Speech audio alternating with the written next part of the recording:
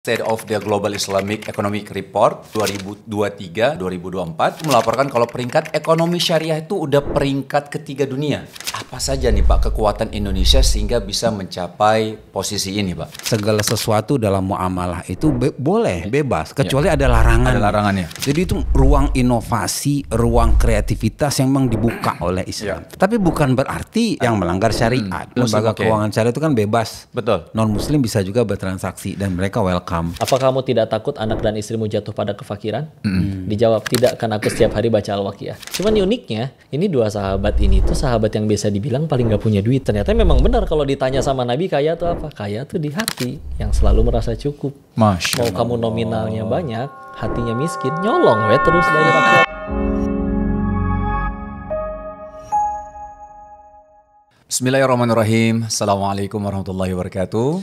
Waalaikumsalam warahmatullahi wabarakatuh. Alhamdulillah nih, Masya Allah. Terima kasih, jazakumullah khair. Ko Denis. Oh iya Kasa. Masya Allah, sehat. Alhamdulillah masih diizinin sehat. Alhamdulillah. Mohon doanya, Insya Allah. Ini dah kedua kalinya nih berarti Ko Denis datang ke tempat kita. Terima kasih. Lebih sering ya. Masya Allah. Tapi semoga Allah selalu menjaga Ko Denis dan keluarga Insya Allah. Dan Pak Rifki Ismail, apa kabar Pak? Alhamdulillah. Alhamdulillah sehat ya. Alhamdulillah. Baik. Ya Masya Allah. Ini kalau secara penglihatan saya Pak Rifki ini seperti Ustadz Pak. Insya Allah. Kalau dari keanggotaan sebenarnya saya orang Bank Indonesia yang ditugaskan di Majelis Ulama Indonesia juga. Oh kan benar. Anggota Dewan Syariah Nasional. Masya Allah. Karena ada dari Bank Indonesia, Kementerian Keuangan, ada OJK, itu ada utusannya biasanya. Oh ada utusannya. Oh Masya Allah ya. Ini kayaknya banyak yang berbau agama juga akan kita tanyakan semua. Kode ini lebih ahli lah. Allah. Mohon doanya, Alhamdulillah. masih santri saya.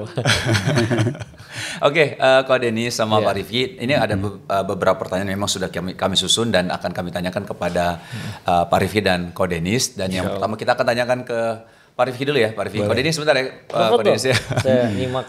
Oke, yang pertama adalah pertanyaan pertama itu ekosistem halal Indonesia saat ini kan terus berkembang nih Pak. Ya. Dan State of the Global Islamic Economic Report itu 2023-2024 itu melaporkan kalau peringkat ekonomi syariah itu udah peringkat ketiga dunia. Ya. Gitu ya. Nah, menurut Bapak apa saja nih Pak kekuatan Indonesia sehingga bisa mencapai posisi ini, Pak? Ya, terima kasih nih Mas Wisnu. Ini memang kalau dilihat dari report itu ya. Ini sesuatu yang sangat membanggakan sebenarnya. Pertama memang Indonesia berdasarkan report ini kita ranking 3 dunia. Pertama Malaysia, kedua Saudi, ketiga Indonesia. Jadi kalau dilihat dari mata global, Indonesia sudah top 3 negara yang punya pengembangan ekonomi keuangan syariah yang sangat masif. Kemudian ini bukan kali pertama. Ini sudah dari 5-6 tahun yang lalu kita sudah masuk dalam radar top 10 dunia. Top 10. Tapi ini pertama kita peringkat 3 kan? Tahun lalu juga sama. Oh sama, peringkat 3 juga. Oke. Jadi yang sangat menonjol itu halal food. Halal food kita sangat tinggi sekali rankingnya. Kemudian media dan recreation. Itu loncat tinggi sekali. Media and recreation, rankingnya. Masya Allah. Sementara halal food, kemudian ada Islamic fashion, banyak indikatornya. Itu yang sangat meningkat cukup jauh di Indonesia. Jadi ini memang pertama kenapa? Karena pertama muslimnya banyak Indonesia. Jadi pasarnya itu cukup banyak. Kemudian memang dukungan pemerintah tuh luar biasa. Jadi pengembangan ekonomi keuangan syariah ini kan ada yang bottom up, ada yang top down. Indonesia awal-awalnya bottom up. Masyarakat muslim lah yang ingin supaya masyarakatnya dulu nih ya. Masyarakat ingin ada bank syariah. Lama-lama fenomena jilbab makin marah, kemudian fenomena tausiah, hijrah luar biasa.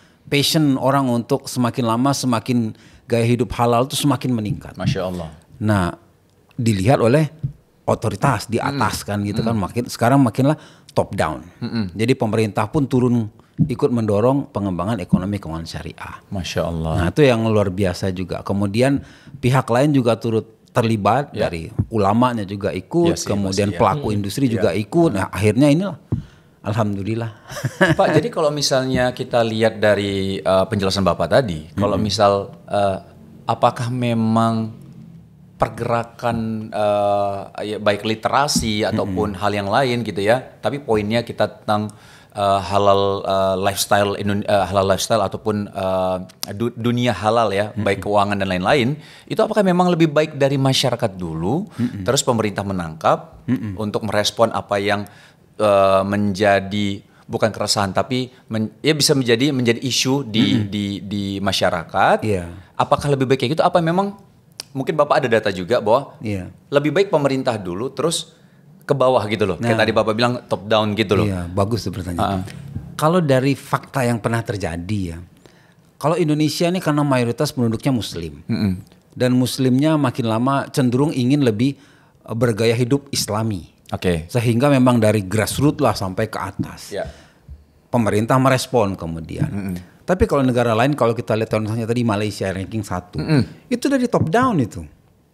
Top down itu. Karena masyarakatnya memang kalau dari komposisi penduduk, masyarakat muslim Malaysia itu 50%. 50% lainnya itu kan China sama India.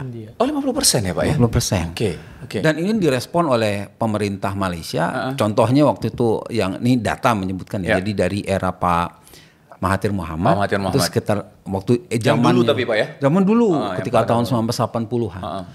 Jadi mengeluarkan kebijakan semua budget APBN-nya pemerintah Malaysia itu dikelola hanya oleh bank syariah.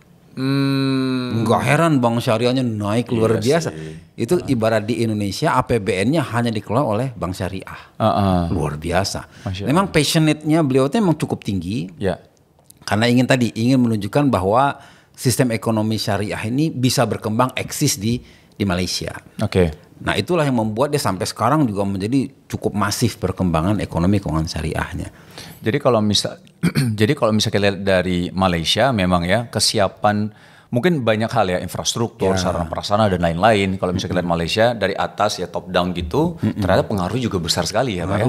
Apalagi dua-duanya berarti ya. Kita sekarang dua-duanya, alhamdulillah. Kita dua-duanya sekarang ya. Alhamdulillah. Dan ini memang harus ada harus difasilitasi memang Pak ya.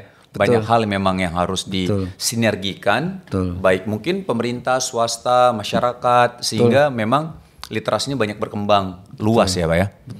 Nah yang menariknya itu kalau kita lihat dari 3 top 3 tadi itu ya, Malaysia itu leading karena memang dia top down. Peran atau kontribusi pemerintah itu dominan sekali. Bahkan sejak 1980-an, ketika bank syariah pertama berdiri di Malaysia 1983. Kalau Saudi Arabia jelas oil. Oilnya luar biasa. Ketika pemerintahnya mengelola dana minyak tadi untuk bank syariah saja atau lembaga keuangan syariah saja, termasuk pasar sukuk, pasar modal syariah, berkembang luar biasa. Indonesia di awal pengembangan kan tidak top down, memang masyarakatnya yang kepingin. Kemudian kegelisahan dari masyarakat Sumber daya alam pun tidak sebanyak Saudi misalnya. Minyak kan kita tidak sebanyak di Timur Tengah. Jadi kita memang dari bawah terus muncul ke atas. Sebenarnya kalau lihat dari ini ya lebih genuine kita sebenarnya, lebih tough kita dalam pengembangannya karena kita terakhir pemerintah ikut sangat mendukung. Awalnya kan dari masyarakat. Kemudian oil pun kita tidak ada, tidak sebanyak Timur Tengah maksudnya. Jadi dengan kondisi seperti itu kita bisa masuk top 3 sekarang. Itu luar biasa ya berarti ya. Alhamdulillah. Masya Allah. Jadi memang kalau kita perhatikan ya penjelasan dari Bapak juga bahwa memang kita berkaca dari Malaysia mungkin ya Pak ya. Berkaca dari Malaysia kita lihat dari tahun 1980 mereka konsisten berarti Pak ya. Konsisten top down dari pemerintah ke masyarakat sehingga pengembangan syariah di sana cukup luas dan kuat ya Pak ya. Apalagi memang dibantu dengan bahasanya masyarakatnya saya yakin juga semakin berkembang fenomena hijrah di sana juga mungkin luar biasa juga ya, berkembang juga ya. Dan tidak hanya untuk muslim. Tidak hanya jadi untuk lembaga keuangan syariah itu kan bebas. Non muslim bisa juga bertransaksi dan mereka welcome. Dan saya dengar juga ada beberapa yang non muslim itu melihat bahwa bank syariah itu sangat adil. Itu sangat bahasanya sangat adil. Ada nggak Pak pengakuan-pengakuan atau testimoni dari ada satu yang menarik. Ada salah satu pakar keuangan syariah global namanya Profesor Volker Nienhuis.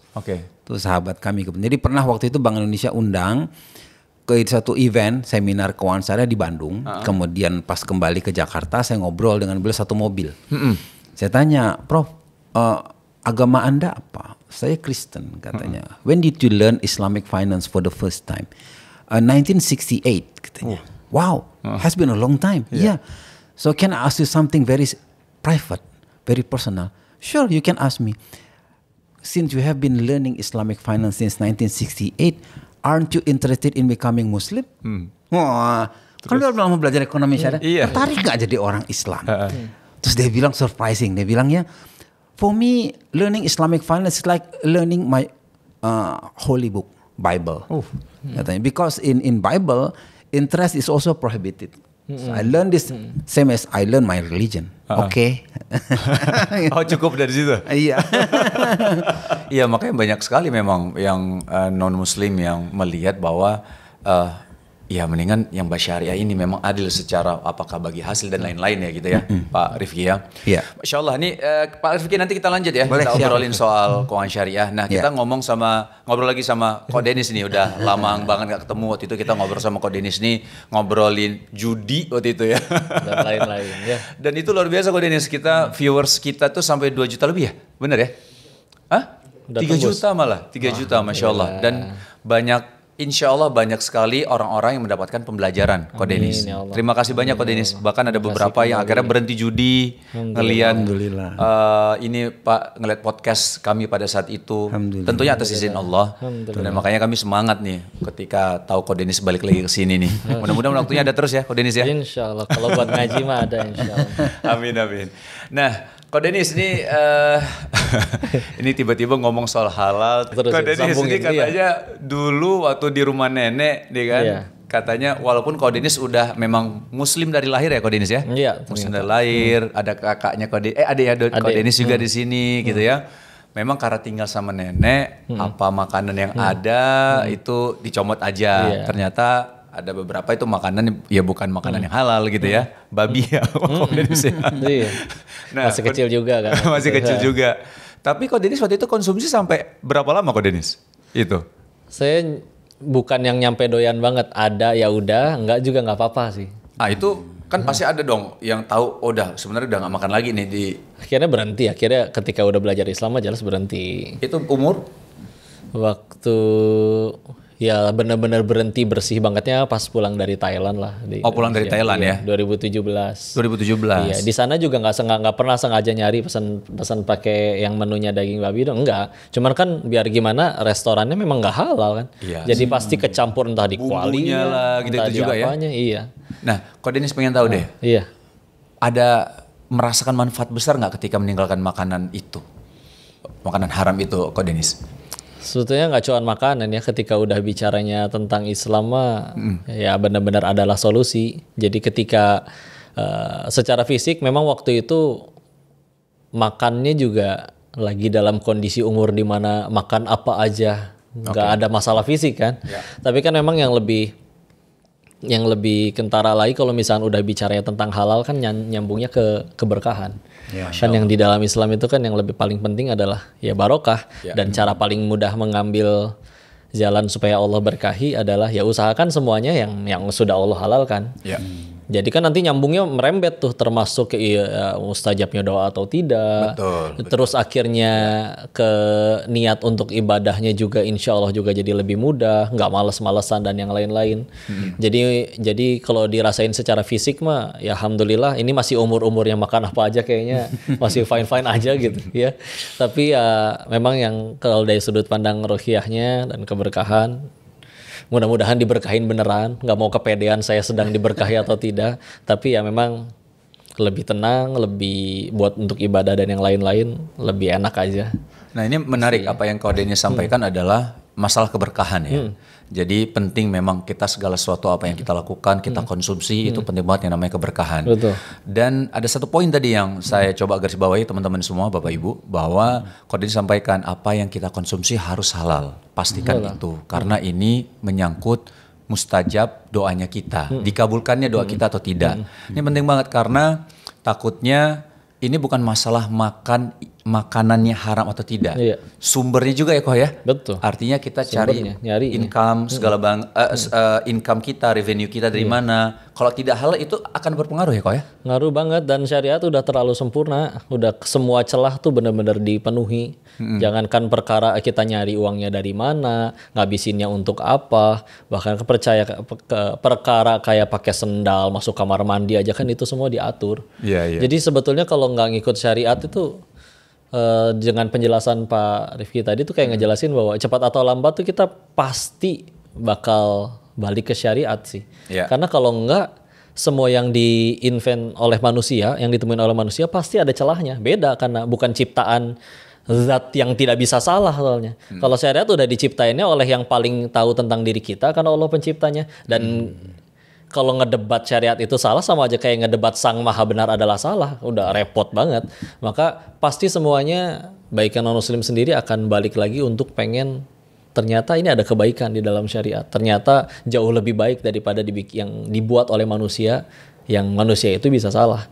Nah, maka dari situ ini juga jadi bukti sih bahwa Masya Allah, bahwa ya, sederhananya gini deh, kalau misalkan kita pengen jadi pemain bola aja, belajarnya ke Lionel Messi atau ke Chef Juna. Ya Lionel Messi. Iya kan, karena kan, dan ini bukan pilih-pilihan atau lebih masuk akal. Dia udah ngejuarain yang pengen kita ikutin lombanya. Dia udah latihan yang kita pengen tempuh latihannya. Ya kan sama kan ibaratnya.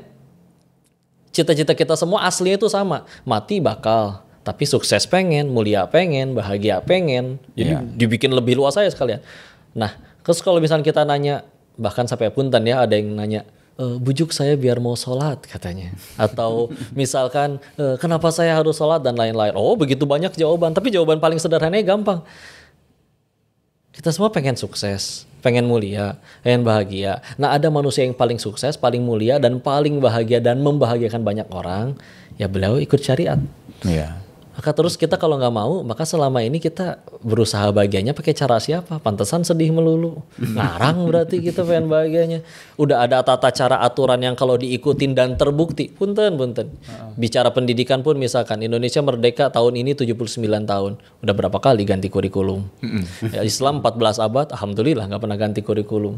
Dan masih tetap sanggup mengubah miliaran orang jadi baik tanpa ada yang dirubah satu titik koma huruf pun di Holy Bible-nya, di kitab sucinya, di Al-Qur'annya.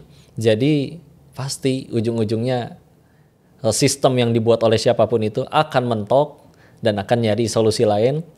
Ujung-ujungnya akan ketemu dengan ini doang nih yang bertahan sampai akhir, karena memang nggak bisa salah. Dari yang maha benar soalnya. Ya, Masya Allah. Mungkin kalau kita kaitkan dalam Islam itu kan Allah Subhanahu wa taala berfirman itu kan, wa ma khalaqtul jinna wal insa illa liya'budu. Jadi tidak aku ciptakan jin dan manusia kecuali untuk beribadah. Artinya tidak bicara muslim maupun non muslim. Artinya manusia itu diciptakan untuk ibadah. Kalau bukan muslim berarti juga dia melaksanakan semua kehidupan yang sesuai dengan sunatullah. Hidup sehat. Hidup teratur. Itu tadi itu. Betul. Tidak keluar dari koridornya. Iya. Dan memang kalau misal kita perhatikan ada beberapa, ya misal kita bilang ada hal yang, ada sunnah-sunnah yang kita lakukan yang baru akhirnya diketahui secara medis itu baik buat kita. Ya karena perkembangan teknologi, tapi ini dari dulu sudah dianjurkan. Dari 14 abad yang lalu. Betul. Banyak hal ya Pak ya? Banyak hal banget gitu. Jadi kadang-kadang akhirnya tersadarkan, bahkan gelar profesor setelah dia meneliti, oh ternyata ini memang baiknya seperti ini, dan ini ternyata sudah diajarkan di Al-Quran berabad-abad yang lalu, masuk Islam gitu kan. Ini sudah ada bukti-bukti yang jelas sebenarnya ya. Nah kita ngomong-ngomong soal syariat, dan memang berhubungan juga nanti sama literasi halal juga nih Pak Ko Denis juga. Ko Denis ngelihatnya ada nggak, karena Ko Denis kan mungkin banyak juga ketemu sama teman-teman yang non muslim ya, Ko Denis ya. Literasi halal ini sebenarnya cukup sama kita saja yang muslim tahu, apakah atau juga bisa juga kita sampaikan kepada non muslim, karena ini manfaatnya kan luas gitu Ko Denis. Sebetulnya sambil kita ngejalanin juga, terus orang ngelihat ada perubahan pada diri kita, itu aja kan udah jadi dakwah banget sebetulnya. Makanya kan ini ucapan orang muslim yang ini nih. Tapi sempat ada yang bilang kayak gini, orang kalau udah sukses itu kentut juga dianggap kata mutiara katanya. Iya. Nah, kalau misalnya belum jadi apa-apa, mau berucap kata seindah apapun justru dianggap kentut. Makanya justru kan sebetulnya kan dua pilar pendidikan, baik ini pendidikan apapun ya, guru ke murid, orang tua ke anak, atasan ke bawahan. Pilarnya cuma dua, satu doa, dua keteladanan.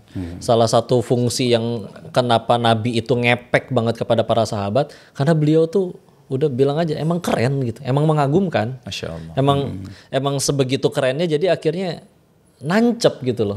Yang repot kan kadang ketika akhirnya kita pengen berusaha menasihati sesuatu sederhana lah, nah jangan ngerokok ya, wah sambil ngebul kan, nggak mungkin banget. Nggak masuk gitu. Sedangkan beliau sendiri dengan akhirnya orang memperhatikan, bahkan nggak cuma diperhatikan, nggak ketemu 14 abad meninggalnya, satu-satunya manusia yang paling banyak dibuatkan buku tentangnya, dan masih terus keluar lagi. Ada saya ikut salah satu kajian guru saya, beliau bilang salah satu guru dari guru ya beliau itu berhenti dari ngajar di Ummul Qura, dosen di sana, dan berhenti karena pengen fokus nyelesain kitab sirah yang beliau tulis. Beliau bilang, emang udah nyampe berapa jilid? 125 katanya. Masya Allah. Loh, 125 jilid belum tamat nyeritain Rasul. Emang mau target sampai berapa? 500 insya Allah. Masya Allah. Membahas satu manusia yang hidup selama 23 tahun masa kenabiannya, tetap menjadi orang yang terbaik dalam urusan ayah, suami, pemimpin, guru, semua hal. Terus kalau misalkan kita nggak pengen ngambil pelajaran dari beliau, ya kayak tadi pengen belajar jadi pemain bola tapi nggak belajar ke yang juara dunianya langsung, belajarnya ke yang juara tingkat RT-nya doang, kan nanggung, ngapain? Maka ada satu, mesti kita nge-push bismillah insya Allah untuk jadi baik, insya Allah nanti akhirnya dakwah itu tersebar dengan sendirinya. Ya. Ada satu yang menarik itu tadi nyambung disampaikan oleh Ko Denis tadi itu ya. Figur Rasulullah tuh kalau kita kaitkan dengan muamalah, periode beliau hidup sebagai saudagar, sebagai pedagang, lebih lama daripada menjadi Rasul. Masya Allah. Betul. Berapa tahun Pak? Saya persisnya, tapi kan belum menjadi Rasul itu lebih pendek daripada karena usia 7 tahun sudah diajak berniaga, sudah pergi ke Syam sama pamannya. Itu sudah belajar gitu bagaimana berniaga, itu kan masih kecil, belum sampai diangkat menjadi Rasul. Itu Masya Allah ya. Dan izin yang didakwahin itu orang Quraisy loh. Iya betul. Orang Quraisy itu Allah yang maktubkan bahwa orang Quraisy itu ila fihim rihlatasyita iwasaif rihlah. Rihlah kan suka ada yang nerjemahin jalan-jalan. Cuman kan bedanya jalan-jalan kita sama orang Quraisy itu, kita jalan-jalan ngabisin duit. Orang Quraisy jalan-jalan jadi duit. Saking jagonya dagang. Ke utara ke negeri Syam untung cuan, ke selatan ke negeri Yaman untung cuan. Makanya terus kalau misalnya kita bicara pengen ngedidik suatu generasi cuman sekedar yang penting pinter bagus. Tapi izin pinter tuh efek samping dalam Islam yang saya tahu. Masya Allah. Karena kalau sekedar pinter ya pun, misal nih maling bodoh, pengen nangkep ayamnya nggak ketangkap, malingnya ketangkap, bodoh berarti dia. Tapi kalau malingnya pinter kan repot. Yang nyuri sendirian, yang lapar jutaan rakyatnya, ini agak kagok ya. Ini agak repot. Apalagi dibilang pinternya dari kunci jawaban yang bisa dibeli atau ya ijazah yang bisa dibeli. Ya di Konoha ada seperti itu ya. Maka di Indonesia insya Allah mudah-mudahan tidak ada. Tapi bismillah, balik lagi, ketika Rasul mendakwahi orang kafir Quraisy itu tujuannya bukan pengen bikin mereka pinter, udah pada pinter mereka. Tapi kan yang lebih utama adalah contoh Al-Jumu'ah ayat 2, lahu alladzi ba'atsa fil ummiyina rasulan minhum yatlu 'alaihim ayatihi wa yuzakkihim. Allah menurunkan rasul dari kaum kalian sendiri yang ummi untuk membacakan ayat-ayatnya dan untuk menyucikan jiwa. Nah, kalau udah jiwanya udah suci, ya tadi masih mending jiwanya nggak suci terus tapi bodoh jadi berbuat jahat juga nggak bisa ngejahatin orang. Tapi kalau misalkan udah pintar jiwanya tidak suci, ya udah bismillah. Maka dengan tujuan itu menyucikan jiwa, bismillah insya Allah nyebarnya kemana-mana. Ya orang yang tidak cerdas pun jiwanya suci benar-benar jadi manfaat kok, jadi keberkahan, jadi kebaikan. Ya Masya Allah ya. Alhamdulillah. Nah oke, masuk ke Pak Rifki ini kita ngomongin soal halal lifestyle nih. Boleh. Halal lifestyle itu gini, ada banyak sebagian kita masih menganggap halal itu adalah persoalan makanan dan minuman halal. Iya. Gitu ya. Padahal kalau misal kita coba jabarkan lebih luas lagi, halal lifestyle itu bukan hanya makanan dan minuman. Betul. Nah, kita mungkin minta penjelasan dari Pak Rifki. Tolong Pak, cakupannya apa aja sih Pak halal lifestyle itu Pak? Iya, makasih. Jadi memang dulu kalau kita melihat mungkin 20-30 tahun yang lalu ketika mengembangkan ekonomi keuangan syariah, jargon yang paling awal adalah bagaimana kita bertransaksi secara syariah. Oke. Tapi sekarang ini kita ubah ininya, frameworknya, dan kita buat suatu pemahaman baru di masyarakat bahwa bertransaksi syariah itu tidak hanya sebatas ekonomi maupun keuangan, tapi halal lifestyle. Tadi itu jadi kehidupan yang halal.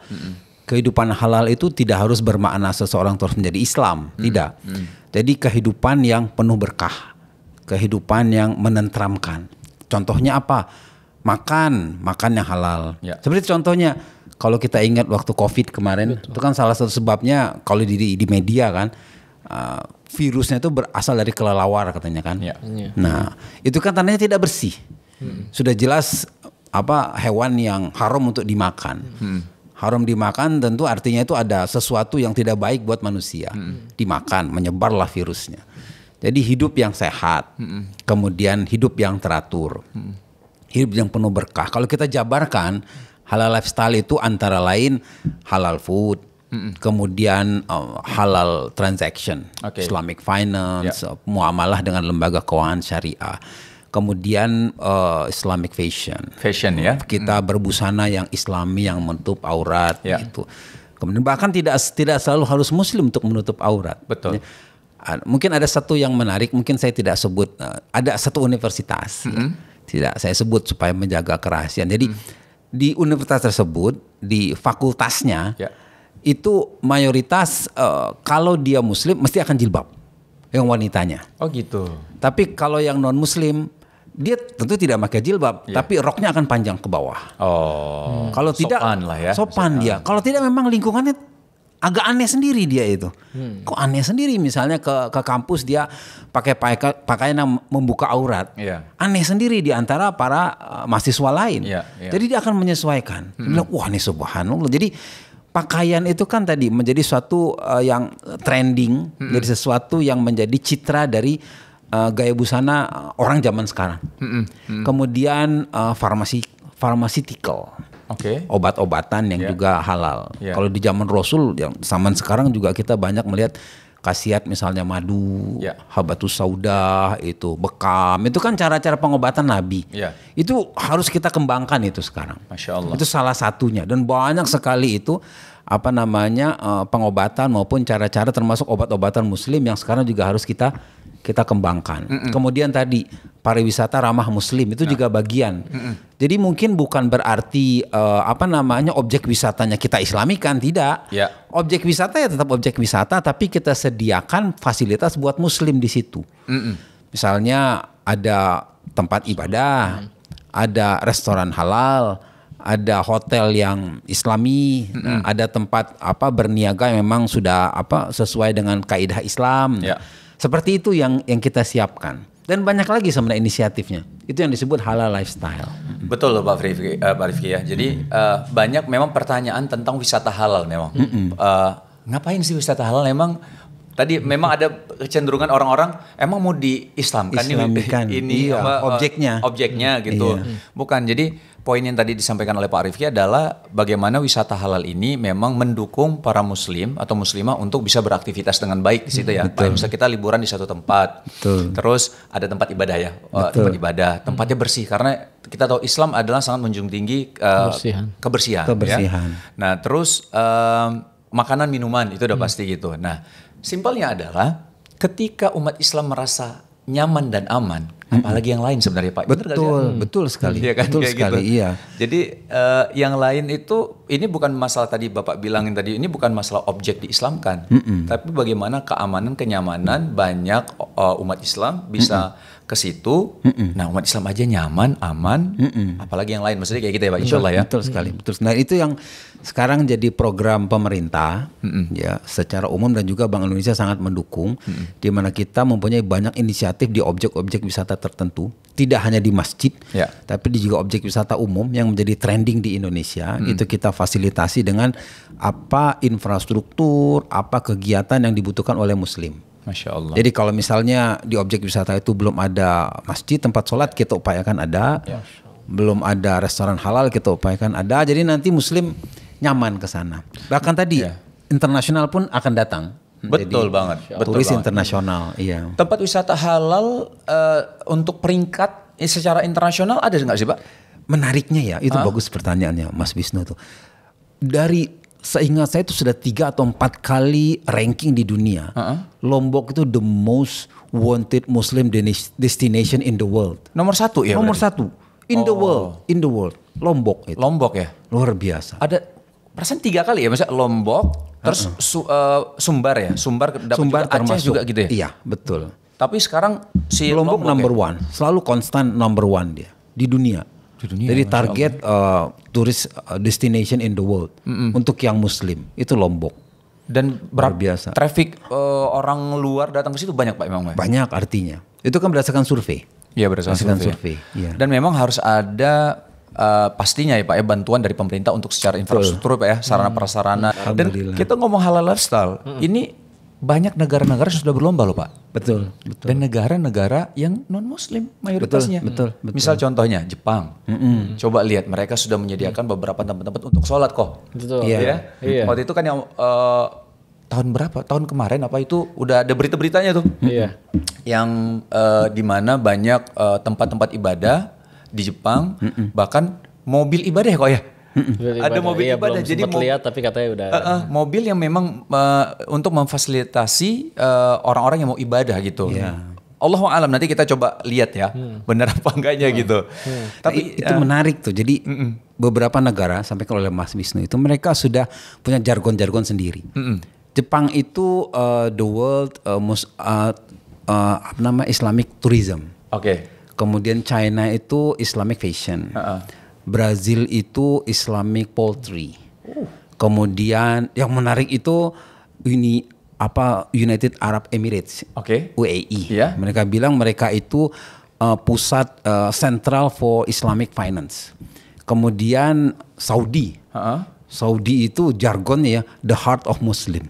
Masya Allah, hatinya orang Islam. Oh, the heart of Muslim, Ka'bah di sana, siapa yang nggak mau ke sana? Saya bilang luar biasa. Nah, tapi Indonesia ini apa? Sebenarnya kan gitu ya. Iya ya. Positioningnya ya. Positioning apa? Nah, kita bilang Indonesia ini halal value chain.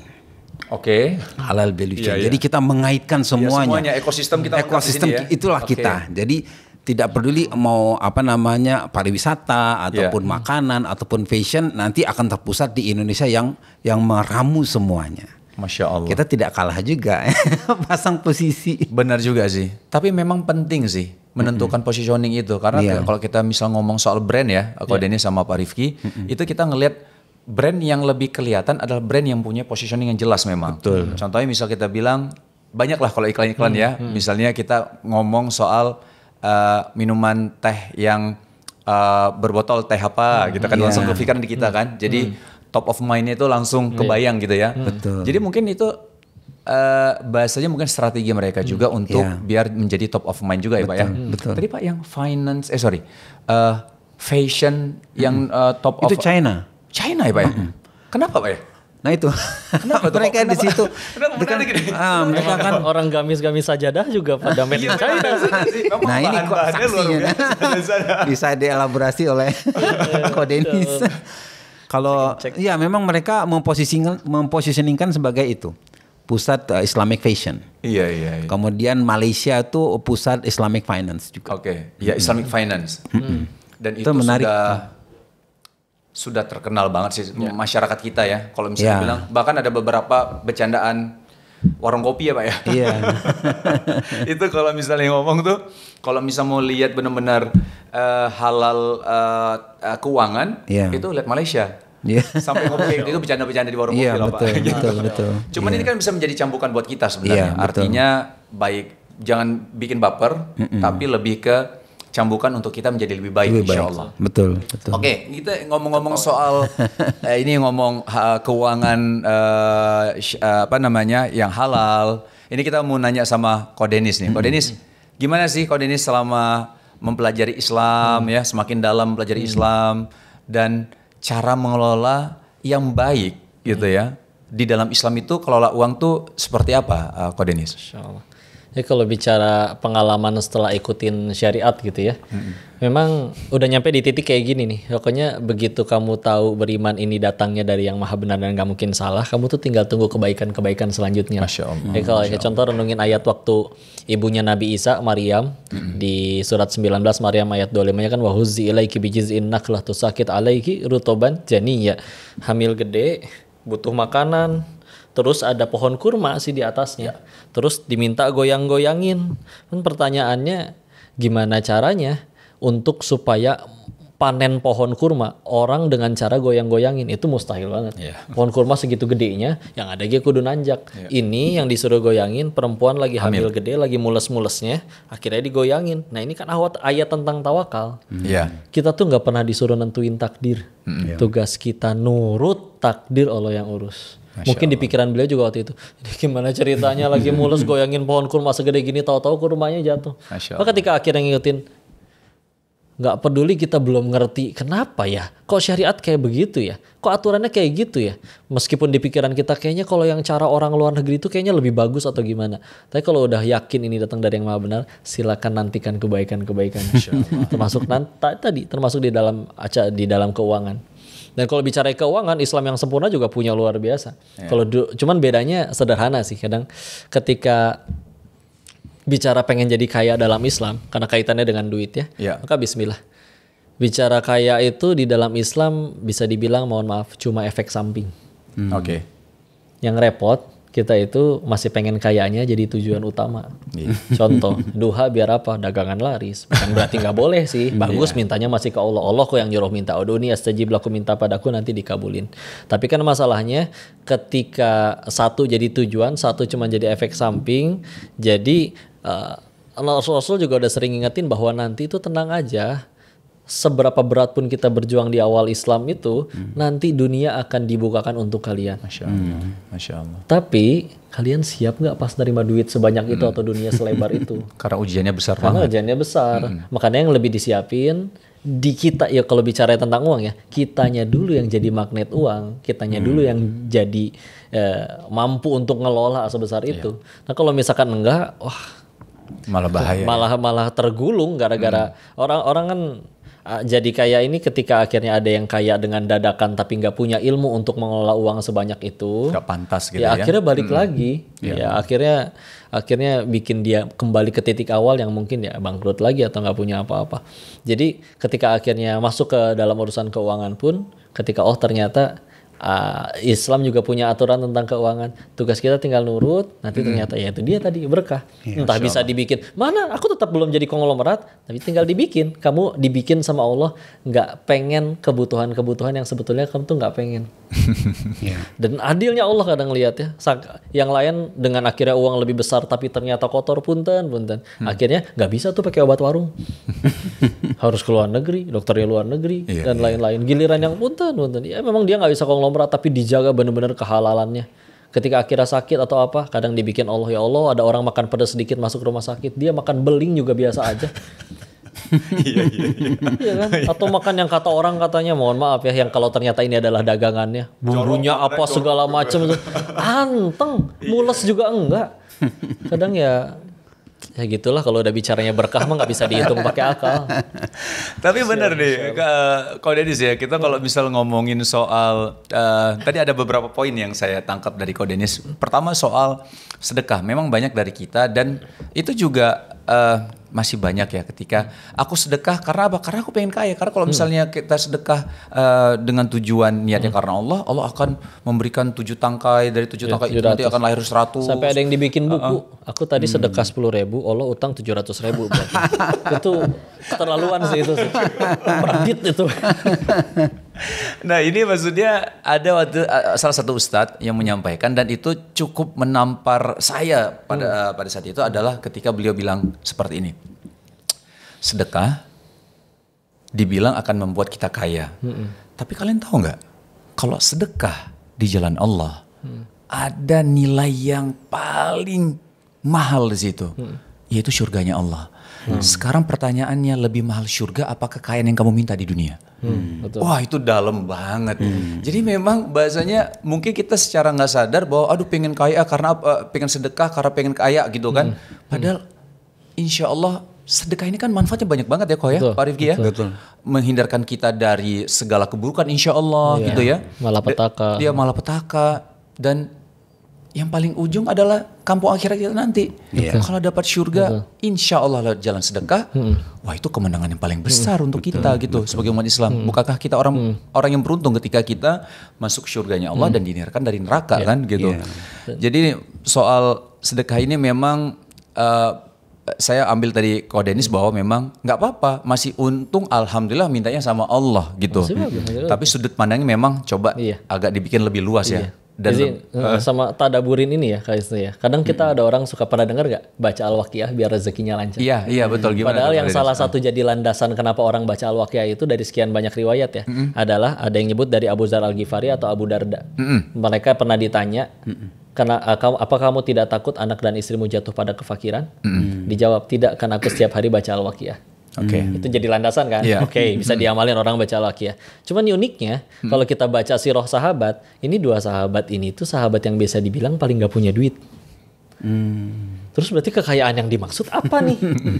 Ternyata memang benar kalau ditanya sama Nabi kaya itu apa? Kaya tuh di hati yang selalu merasa cukup. Masya Mau kamu nominalnya banyak, hatinya miskin, nyolong terus dari rakyat. Iya betul. Segitu aja terus. Tapi kalau misalnya udah hatinya yang kaya, saya nggak membutuhkan untuk ngarep ke makhluk. Iya. Ketika akhirnya hatinya yang udah kaya, dan Nabi jelasin ya, kaya itu kamu punya rezeki untukmu hari ini dan besok, kamu udah orang kaya. Masya Allah. Iya. Yang Dan miskin, hatinya harus seperti itu. Hatinya kayak begitu. Jadi emang hatinya yang kaya, sehingga akhirnya mereka tuh, dan salah satu cirinya Abu Dzar ini sampai disebut sama Nabi, kamu mau tinggal berdua aja, kamu nggak boleh mimpin. Coba kita kalau mimpin nyari yang soleh dong. Abu Dzar kurang soleh apa? Radhiyallahu anhu. Tapi ketika akhirnya kenapa beliau nggak boleh mimpin? Salah satu cara beliau ngelola uang tuh aneh. Hari ini abisin sedekah, besok gimana? Tawakal. Masya Allah. Coba gimana kalau beliau jadi pemimpin negara? Yo satu Indonesia sedekah, besok gimana? Tawakal lah senegara. Nggak bisa dong kayak gitu. Makanya ketika Umar bin Khattab dibaiat jadi pemimpin kan, jadi Amirul Mukminin, di salah satu khutbahnya kan, aku akan memperlakukan harta negara seperti aku memperlakukan harta anak yatim. Kata amat sangat ketat aturan itu di surat An-Nisa banyak banget tuh tentang aturan tentang harta anak yatim.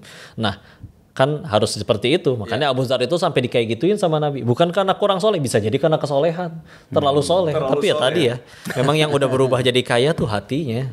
Kalau emang hatinya masih miskin, mau punya duit berapa triliun juga masih ngambek melulu. Iya sih, benar banget tuh. Jadi ya. Iya. Luar biasa. Ini kalau boleh nambahin juga nih. Silakan Pak Rifki. Ko Denis ini menarik. Sahabat Nabi juga, Abdurrahman bin Auf. Itu sahabat paling kaya itu dari semua sahabat As-Sabiqunal Awwalun, yang pertama-tama dari 10 sahabat Nabi yang masuk Islam. Ketika hijrah dari Mekah ke Madinah, itu kalau menurut hitung-hitungan kontemporer, ada yang pernah coba menghitung, kekayaan beliau itu sekitar 35.000 triliun rupiah. 35.000 triliun rupiah. Belum ada internet banking lagi. Belum ada itu. Gimana itu ngurus duit sebanyak itu? Jadi itu ya, ketika membawa hartanya itu bisa 100 onta berbaris. Satu onta bawa ratusan kunci gudangnya itu, dan satu kunci terbuat dari emas. Ketika hijrah dari Mekah ke Madinah, ditinggal semua hartanya. Bayangkan itu. Masya Allah. Kita ketinggalan handphone aja kita balik. Handphone ketinggalan. Padahal handphone 35.000 triliun ditinggal di Mekah, hijrah ke Madinah bawa badan aja. Nabi tahu itu. Nabi tahu, akhirnya Nabi kan tahu ini sahabat saya ini saudagar ini. Pedagang ulung, akhirnya dipersaudarakan dengan Sa'ad bin Rabi. Saudagar juga, pedagang juga dari kaum Ansor. Jadi ketika dipersaudarakan, kaya lagi di Madinah. Nah itulah satu contoh yang kaya itu bukan hartanya tapi hatinya.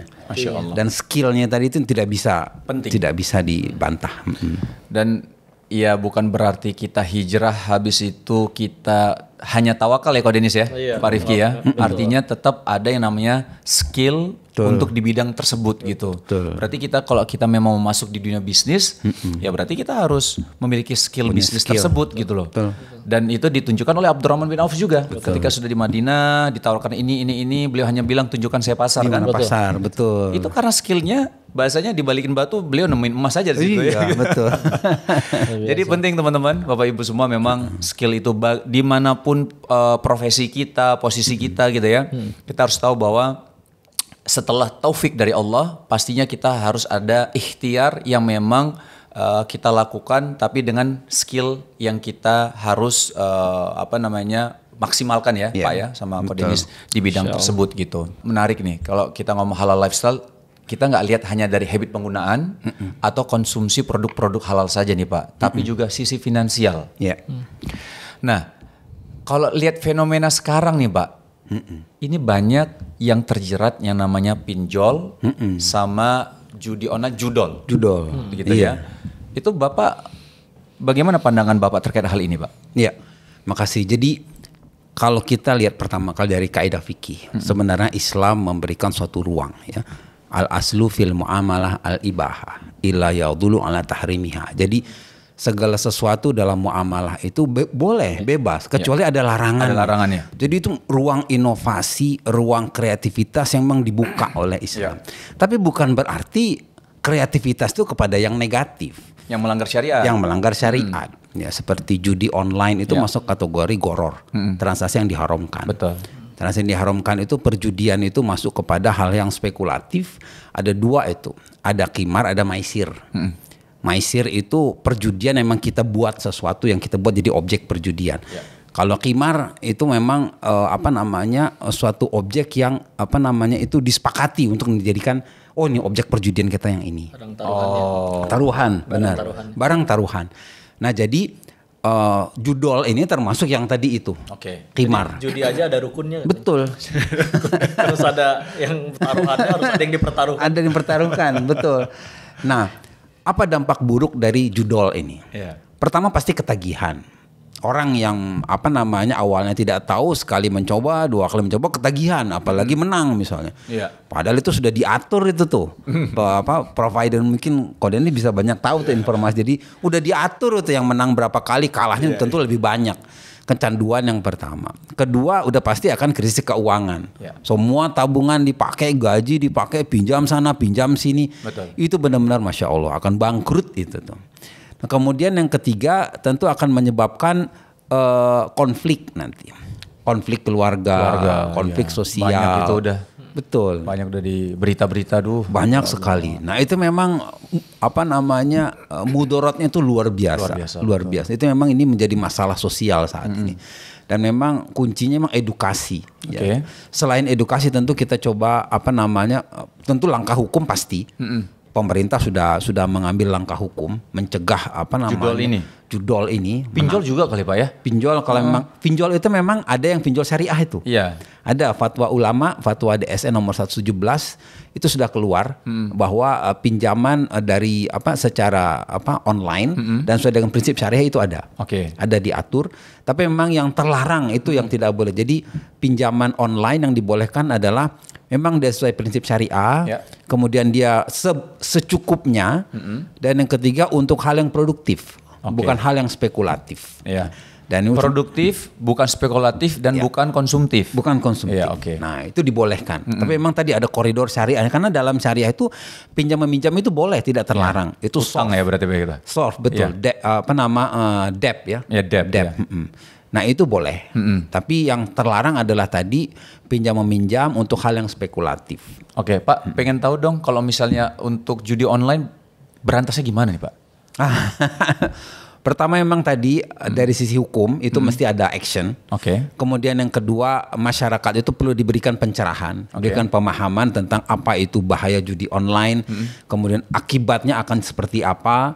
Kemudian mungkin publikasi yang lebih luas. Harus ya. Jadi orang lihat, ini sudah ada penangkapan, ini sudah ada dampak buruk dari judi online. Jadi orang benar-benar melihat. Dan yang berikutnya tentu yang public figure yang didengar orang seperti Ko Denis ini banyak yang mendengar. Kalau dia sudah bilang termasuk ini yang haram, semua followernya akan ikut semua. Beda dengan saya kan gak punya follower.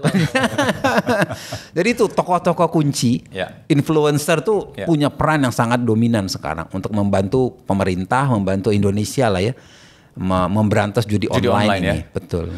Nah kalau kita ngomong soal judi online, memang benar banget kata Pak Rifki ya, bahwa memang harus ada edukasi terkait hal ini, sosialisasi terkait hal ini, dan memang kalau bisa memang public figure itu menyampaikan. Betul. Biar lebih menyeluruh dan merata dan didengar. Mudah-mudahan insya Allah. Betul, gitu. insya Allah. Nah kita mungkin langsung Ko Denis tolong dong sedikit nih bahwa dampak negatif yang parah tuh ya dari judi tuh apa Ko Denis? Maksudnya biar orang-orang, ini mungkin Ko Denis pernah sampaikan kepada kita waktu itu ya.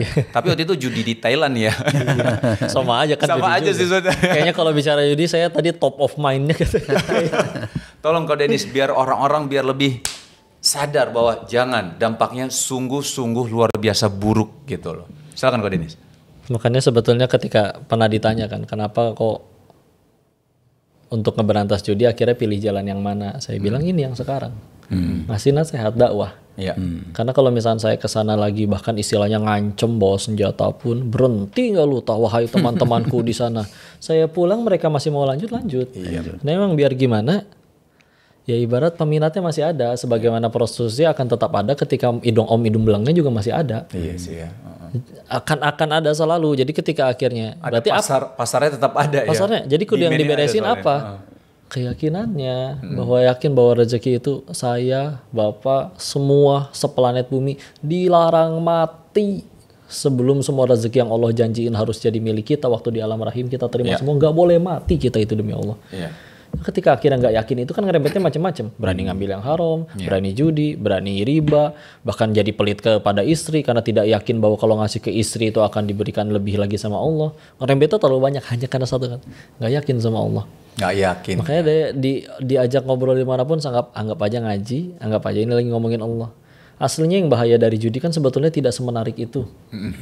Tapi yang bahaya sampai orang sampai akhirnya habis sampai segitu banyak itu, kalau saya mah nyebutnya kebelejog ya. Ibarat tuh begini ya. Saya sering jelasin ini, ada orang punya uang misalnya 500.000. Dia lapar bentar lagi mati kalau nggak makan. Demi Allah nggak akan dipakai judi itu duit. Pasti beli nasi goreng. Pasti beli makan.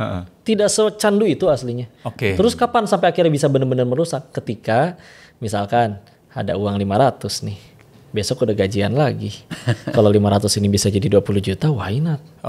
Cemplung lah 20 juta. Opportunity menurut beliau. Nyemplung nih. Nyemplung, menang. Dan ingat lagi dikasih ya. Nggak ada namanya menang karena jago ngitung dan sudah bisa prediksi. Lagi dikasih sama bandarnya. Biasanya 10 jutanya habis ke barang. Dan 10 jutanya balik lagi, masuk lagi ke meja judi lagi biasanya. Yang jadi barang biasanya gampang dijual karena ngerasa belinya gampang. Bulan depan ada terulang memori. Masih ada sisa gaji 500 nih. Bulan lalu jadi 20 juta. Kenapa tidak bisa terulang lagi? Masuk lagi 500. Kalah ngeles. Gedean kemenangan yang kemarin. Iya kan? Ketika akhirnya kalah 500 gimana cara balikinnya? Taruhan aja 2 kali lipatnya. Kalau 1 juta ini menang kan 500-nya modalnya balik plus keuntungan 500-nya. 1 jutanya kalah gimana? Masukinlah 2 juta. Kalau 2 jutanya menang, 1 jutanya balik plus keuntungan. 2 jutanya kalah gimana? Masukin 4 juta. Hanya asal 1 kali kemenangan. Saya bisa balikin itu semua. Ketika 4 jutanya kalah dan gaji dia 4 juta, pikirannya apa? Gimana caranya untuk pilihannya adalah saya nahan lapar sebulan penuh. Atau maksain nyari duit 8 juta hanya dengan 1 kali kemenangan, uang saya balik, berikut keuntungannya. Teman lewat naik motor, pinjam deh bro ke warteg, taunya digade, dapat 8 juta. Ketika 8 jutanya kalah lagi, pilihannya apa? Nahan lapar sebulan, belum digebugin temennya, belum diapain segala macam, atau maksain nyari duit 16 juta. Hanya dengan 1 kali kemenangan, uang saya balik, motor teman balik, berikut keuntungannya. Ketika sudah nyampe di titik itu, bandar melalui algoritmanya udah tahu bahwa dia udah mentok buntu, dia nggak akan berhenti sampai benar-benar buntu. Karena di otak dia adalah satu-satunya yang bisa dapat uang sebanyak itu hanya tinggal dari meja judi. Jadi orang, ya itulah saya sebutnya, kalau orang Sunda nyebutnya mah kabelejok teh kayak begitu. Jadi tadinya nggak mau, cuman udah kepalang tenggelam, Mau nggak mau gimana lagi? Nggak ada orang, saya lapar banget nih 5 menit lagi nggak makan saya mati, taruhan. Nggak ada, beneran. Pasti beli makanan. Tapi kalau udah pilihannya kayak tadi, apakah saya harus nahan lapar setahun penuh? Karena ini tabungan saya selama 5 tahun akhirnya kalah dalam 1 hari. Nggak terima. Sedangkan dia masih selalu melihat, ini saya masih bisa menang kan kalau taruhan lagi. Berarti masih bisa balik lagi. Oh tidak, karena yang sudah dilawan adalah bandar yang sama-sama punya nafsu, punya syahwat pengen kaya juga. Kalau mereka benar-benar pengen bagi-bagi duit, yang dibikin lembaga zakat infak sedekah. Bukan bikin web judi. Jadi ya itulah. Jadi jangan ngancurin diri sendiri. Intinya sih bandar selalu menang ya. Intinya gitu, selalu untung ya maksudnya ya. Bandar kalahnya sama aturan Allah. Dibikin anaknya kena narkoba, istrinya dibawa lari sama laki orang, dibikin dia kena HIV AIDS gitu. Dunianya mulai membosankan, yang di situ sudah nggak pengen selamanya di situ, yang udah lebih lama pun nggak ada yang happy ending. Saya udah kehilangan alasan untuk masih ada di sana. Karena cepat atau lambat juga harus berhenti kan. Mana ada orang udah umur 90 masih di meja judi atau atau jadi bandarnya sekalian, enggak. Udah nggak bisa apa-apa, dia 90 tahun juga udah bener-bener nerima infus doang paling. Jadi ya sudah. Kayak film azab. Kayak film azab gitu. Sebenarnya itu kan bisa menjadi pembelajaran ya. Dari film-film itu gitu kan, bahwa udah nggak akan mungkin berhasil dan nggak akan mungkin bahagia endingnya gitu. Aduh, dan selalu kita bisa temuin orang yang lebih nggak punya apa-apa tapi lebih bahagia. Makanya kalau ada orang yang sampai segitu pengen jadi kaya, punten lah, salah satu alasannya jelas dia belum pernah kaya aja. Karena belum pernah kaya aja jadi apapun dihalalin. Nah itu kan kalau misal kita bilang judi online Pak ya. Nah pinjol juga sebenarnya kan tadi Bapak bilang ada memang yang syariah juga gitu ya. Tapi memang ini harus ketatnya regulasi ya Pak ya dari pemerintah bahwa untuk memberantas pinjol-pinjol yang memang ini mengkhawatirkan kita semua nih Pak. Karena yang kalau kita kemarin ngobrol sama Abdur juga sama Pak Dadang ya. Bagaimana polanya itu pinjol, habis itu judi Pak. Jadi dia pinjam uang, dipinjol, habis itu dia untuk judi online, gitu loh. Betul. Ya. Ini memang harus ada regulasi yang ketat ya Pak ya, karena ada beberapa sangat mudah sekali untuk mendaftar atau mendapatkan uang dari pinjol itu sangat mudah gitu Pak. Betul. Ya karena dunia digital sekarang. Betul. Jadi orang karena interaksi dengan dunia digital itu sangat marak, orang menawarkan pinjaman secara digital. Tapi memang otoritasnya yang sangat ketat. Pertama harus berizin dulu. Kalau tidak berizin tidak bisa. Kemudian mekanismenya juga untuk dapat pinjol itu kan ada persyaratan, ada ininya, prosedurnya juga. Nah itu si peminjam juga tadi harus tahu bahwa ada aturannya hanya untuk kebutuhan yang memang sepantasnya. Kemudian tidak untuk spekulasi, tidak untuk kegiatan yang mungkin nanti konsumtif atau tidak membuat dia bisa mengembalikan gitu. Karena itu akan berakibat nanti buruk kepada si peminjam. Jadi intinya kalau misalnya orang minjem uang, misal gini deh. Minjem uang untuk minjem uang untuk hal yang tidak baik udah pasti tidak boleh. Tidak boleh. Tapi dia pinjam uang nih Pak, misal dipinjol. Tapi pinjolnya yang memang bukan pinjol syariat, yang sesuai syariat gitu ya. Tapi digunakan untuk naik haji. Gimana pendapat Bapak soal itu? Kalau saya pribadi melihat ibadah haji itu memang kan disyariatkan dalam Islam. Dan yang kedua, bagi orang yang mampu. Iya sih ya. Kalau memang kita tidak mampu, kenapa harus berhutang untuk pergi haji? Kita tabung, kita kan nunggu juga lama. Berusaha lah yang dulu keras, gitu ya. Betul. Ikhtiar yang keras, kumpulkan banyak itu kan pedagang ataupun apa namanya yang ngumpul dari uang 1.000, 10.000 ngumpul berapa puluh tahun baru bisa pergi haji tanpa harus ngutang. Nah itu rasanya bisa kita tiru itu. Oke, ini banyak sih kisah-kisah haji sebenarnya Pak yang luar biasa. Ada orang ibu-ibu yang nabung hanya dia setiap selesai dagang dia nabung 5.000. 5.000. Naik haji juga. Dan tahu nggak Pak? Dia ini kisah nyata Pak. Saya dicerita sama salah satu ustadz juga. Naik haji hanya dalam 1 tahun Pak nabung 5.000 itu. Oh iya. Tapi memang ini makanya dibilang haji itu ajaib sih. Masya Allah tabarakallah. Undangan ya Bang, undangan. Udah diundang udah nggak bisa. Dia nggak mau pun dibikin datang sama Allah. Iya benar. Dan ini luar biasa. Jadi ceritanya nih yang naik haji, si ibu-ibu ini penjual, kalau nggak salah penjual nasi uduk. Beliau ini setiap selesai jualan, dia keuntungan 5.000 tuh ditabung. Dan dia doa langsung sama Allah. Ya Allah, aku pengen naik haji sampai nangis-nangis.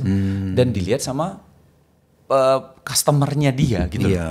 Dan ini ceritanya Masya Allah banget.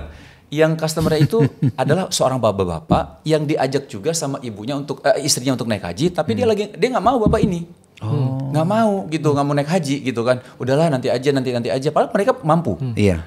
Dia lihat ibu ini, saya coba tanya sama ibu itu, kenapa nangis-nangis sambil gitu. Ditanya, Bu, kenapa Bu nangis gini? Iya, saya ngumpulin terus, ini saya doa sama Allah 5.000 tiap hari untuk naik haji.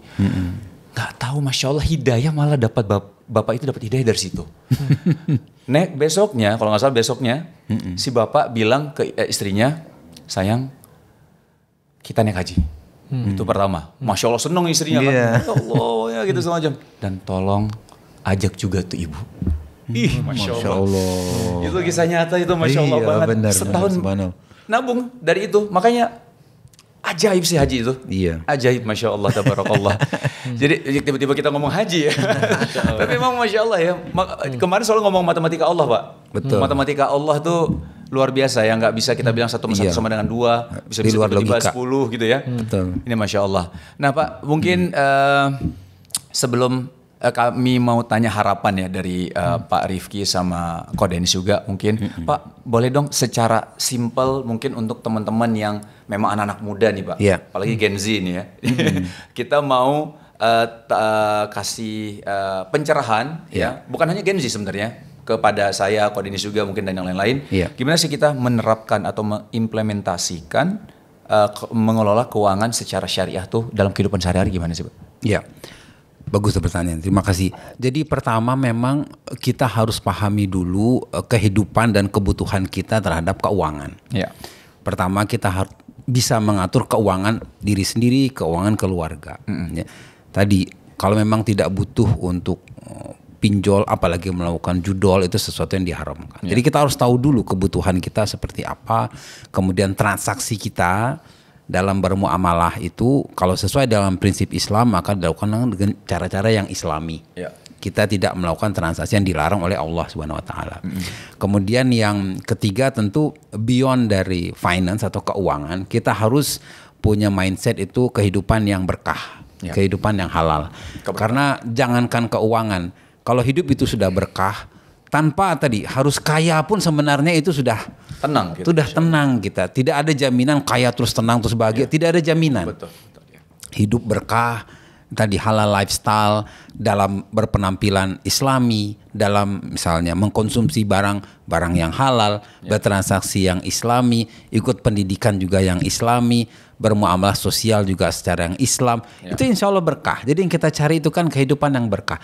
Salah satunya adalah dengan melakukan halal lifestyle. Itu yang dikembangkan oleh sekarang tidak hanya pemerintah, tapi juga masyarakat, ulama juga punya concern yang sama. Itulah sebenarnya kita ingin membuat Indonesia ini ke depan lebih Islami dan lebih berkah. Masya Allah, amin. Insya Allah. Oke Pak, yang terakhir mungkin Pak, harapan Bapak dan Ko Denis juga, Ko Denis ya, agar halal lifestyle bisa berimpact bagi prestasi Indonesia dan mendorong agar pengelolaan keuangan syariah masyarakat semakin baik. Harapannya gimana nih Pak? Iya. Bapak. Pertama tentu keterlibatan semua pelaku ekonomi itu wajib. Itu dari sisi ekonomi. Di luar ekonomi juga semua elemen masyarakat sih sebenarnya. Tidak ada yang tidak lepas dalam mendorong bagaimana halal lifestyle ini menjadi satu mindset dari masyarakat Indonesia. Jadi misalnya tadi ketika ada judol, kita orang-orang punya concern, pemerintah langsung melakukan action, ulama juga melakukan action, kita melakukan podcast supaya mencegah judi online. Itu kan sesuatu yang positif. Jadi keterlibatan publik, setiap elemen masyarakat tuh akan mendorong halal lifestyle ini. Kedua tentu individunya juga. Kita lingkungan sudah mendukung, tapi kalau individunya tidak juga mau berubah atau mencari kecenderungan kepada yang Islami atau yang halal, itu akan berat juga. Ketiga tentu lingkungan keluarga yang saya juga sangat mendukung.